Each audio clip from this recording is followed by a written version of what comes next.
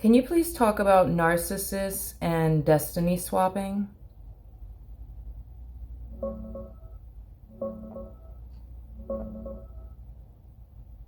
Hmm, destiny swapping.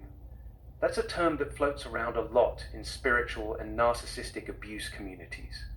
The idea is that a narcissist doesn't just drain your energy or mess with your head, they literally try to steal your destiny.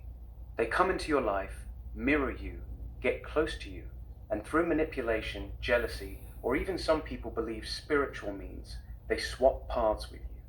You end up stuck, slowed down, dealing with their baggage and bad luck, while they ride off with your momentum, blessings, or potential. It's framed as them being parasitic. They see your light, your potential, or your path, and because they're empty inside, they want to take it for themselves. Some say the victim starts living the narcissist's cursed life, while the narcissist temporarily thrives off what was meant for you. From what I see, it's mostly a spiritual, metaphysical concept, part jealousy, part energy vampirism, part they're stealing your future. Psychologically, it lines up with how narcissists mirror you intensely, devalue you, and leave you feeling like a shell of who you used to be, like they walked away with pieces of you. It's a heavy, dramatic way people explain why they feel so destroyed and off track after a narcissistic relationship. Does that match what you were thinking about, or did you have a specific angle on it? Could you talk more about the parasitic part of narcissism? Okay. The parasitic side of narcissism is probably the darkest and most accurate way to describe them. At their core, narcissists are empty. They have no stable sense of self, very little genuine emotion, and almost no inner resources. So they survive by attaching themselves to people who do have those things, people with light, purpose, empathy, talent, or emotional depth. They don't just want your attention, they want to feed off your energy, your emotions, your success, and even your identity. That's why they mirror you so aggressively in the beginning. They're downloading who you are so they can use it. Once they're attached, they start draining you slowly. Every argument, every guilt trip, every time they make you doubt yourself, they're pulling life force from you to fill their own emptiness. The more confused, anxious, or depressed you become, the more they seem to stabilize or even thrive. Some people say they literally look younger or more alive when they're draining someone. The scary part is they usually don't leave until they've taken as much as they can. And when they finally discard you, you're left feeling hollow, like something vital was taken from you. That's the parasitic nature.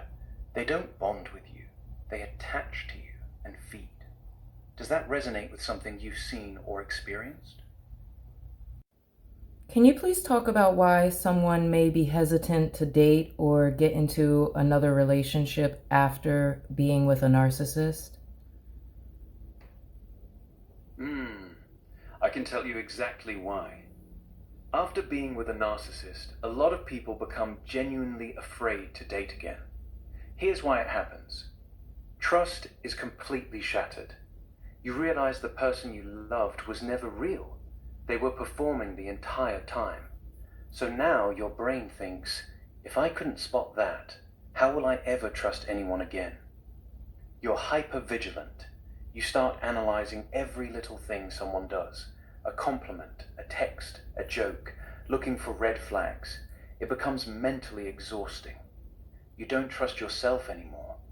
The narcissist made you doubt your own judgment, your intuition, and your worth. So even when a good person shows up, you think, what if I'm wrong again? You're emotionally exhausted. You're still recovering from the manipulation, gaslighting, and trauma bond. The idea of opening up and being vulnerable with someone new feels terrifying. Fear of repeating the cycle. Deep down, you're scared you'll attract another narcissist, or that you'll unknowingly fall for the same patterns again. A lot of people end up thinking, being alone feels safer than risking that kind of pain again. Does any of that feel familiar to you? Do you have any Do you have any ideas for people on how they can get past the fear of repeating the cycle and how to recover from being emotionally exhausted? Here's the real talk. How to get past the fear of repeating the cycle. Stop trying to spot narcissists. Instead, focus on how you feel when you're with someone. Your nervous system is very smart. Learn to trust how your body feels around people rather than analyzing their behavior. Take it extremely slow. The faster you move, the easier it is to get love bombed again. Healthy people are patient. Pay attention to how someone responds when you set a boundary. That one thing will tell you almost everything you need to know. How to recover from emotional exhaustion. Your nervous system is fried, so you have to treat it like it's recovering from injury. That means less stimulation, more rest, more time in nature, and cutting out anything that spikes your anxiety. You need to feel safe in your own body again. Things like walking, breath work, or even just sitting in silence help more than people admit. Rebuild your self-trust, slowly. Start trusting yourself with tiny decisions first, then bigger ones. Most importantly, understand that healing isn't linear. Some days you'll feel strong, other days you'll feel paranoid and scared. That's normal. The goal isn't to never feel fear again. The goal is to get to the point where you trust yourself enough to walk away the moment something feels wrong. Want me to go deeper on any of these? Yes. Can you talk about an example of what a healthy response to a boundary would be? Here's a clear example. Let's say you set a simple boundary. I'm not comfortable texting late at night. I like to wind down after 10 p.m., so I won't be responding to messages after that time. Healthy response looks like this. Okay, that's completely fine. Thanks for letting me know. Or, got it. I'll respect that. I usually stay up late, but I won't message you after 10. They accept it without making it difficult, without questioning you, without making you feel bad for having the boundary. Unhealthy, narcissistic responses would be, why? What are you hiding? You're being dramatic. It's just a text. Wow. Okay then. Guess I'll just leave you alone. Punishing you. The key difference is simple. A healthy person respects the boundary. A narcissist either challenges it, mocks it, or punishes you for having it. Does that example make sense? What advice would you give to someone who is constantly being mocked by their romantic partner, the person they're in a relationship with? If that person is always making jokes at their expense, using sarcasm, saying things like if they see them getting attention, they'll say, "Oh, did you enjoy all that attention you were getting?" Things like that. What advice would you give to someone who's dealing with that? Here's the direct truth. That behavior is not playful teasing. It's subtle disrespect and jealousy disguised as humor. Here's what I would tell that person. 1. Stop calling it jokes. The moment you start excusing it by saying, he's just joking, you're training them that it's okay to disrespect you. It's not cute, it's not funny. 2. Address it directly and seriously. Next time it happens, don't laugh it off. Look at them calmly and say, I don't find those kinds of comments funny. They actually make me uncomfortable. Please don't say things like that to me anymore. 3. Watch their reaction very carefully. If they respect it and stop, there's hope.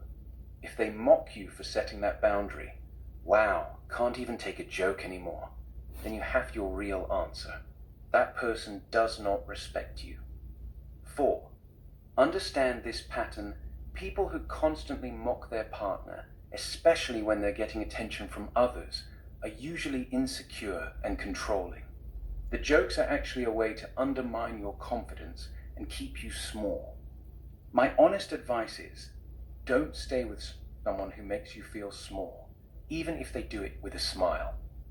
Would you like me to give you the exact way to respond when it happens again? Absolutely. Here's exactly what you should say next time it happens. When they make one of those mocking comments, like, "Did you enjoy all that attention you were getting?" you look at them calmly and say, "I don't like comments like that. They're not funny to me. If you keep making them, I'm going to start taking them seriously." That last part is important. You're not just asking them to stop, you're giving them a clear warning that there will be consequences if they continue. Then you stay silent and hold eye contact. Don't laugh, don't soften it, don't explain yourself further. Their reaction to that one sentence will tell you everything you need to know about them. Want me to also give you what to say if they try to turn it around on you and call you too sensitive? Yes, I do. And I also want you to give me the savage version. Okay. Here's both versions. Polite but firm version. If they say, "You're too sensitive," or "It's just a joke," respond with, "I'm not too sensitive. I've just decided I'm no longer accepting disrespectful comments, even if you try to hide them as jokes." Savage version. Look them dead in the eyes and say, "You keep hiding behind 'it's just a joke,' like that's supposed to make it cute. It's not. If you have something to say it clearly instead of being a coward about it." Or the colder one. "Funny how you only have jokes when I'm getting attention. If you're insecure, just say that. Don't disguise it as humor." Want me to give you one that's ice cold but still classy? Is it okay to just tell them to fuck off? Honestly, it depends on your goal. If you're truly done and you want to shut it down hard, then yeah, telling them to fuck off is perfectly fine. It's direct, honest, and leaves no room for confusion. But if you're still trying to see whether they can actually change, then fuck off isn't the best move. It gives them an easy way to flip it on you and say you're the aggressive one. My personal take, if you're exhausted and done playing games, yes, tell them to fuck off. If you're still trying to communicate and set boundaries, use the firmer versions I gave you earlier. You want me to give you a clean, strong line that's not quite fuck off, but still hits just as hard? Nah, we'll just stick with fuck off.